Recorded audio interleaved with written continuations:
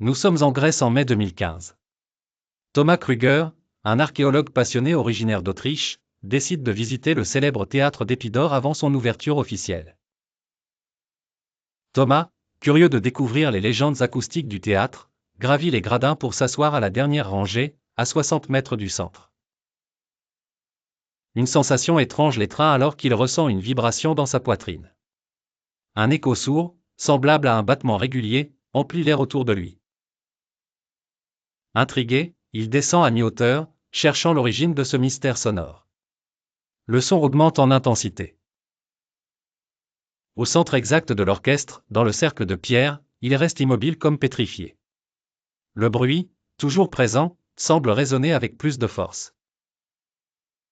Thomas retient son souffle, captant chaque nuance du silence qui lui parle. Le battement de son cœur, amplifié, résonne autour de lui comme un témoignage physique et sonore de sa propre présence. D'abord, Thomas songe à une illusion ou à une crise d'angoisse. Mais, un ingénieur du son grec, Nikos de Lygiani, qui travaille sur un documentaire local avec une équipe de télévision, s'approche de lui. Nikos lui explique que ce phénomène est réel et fascine même les experts. Intrigué, Thomas se penche sur les explications scientifiques. L'université de Patra, après une étude minutieuse avec des microphones hypersensibles, découvre que les pierres calcaires du théâtre filtrent les sons de basse fréquence comme le bruit du vent ou de la foule. La forme en demi-cercle parfait du théâtre et l'inclinaison unique des gradins amplifient cette réverbération concentrée.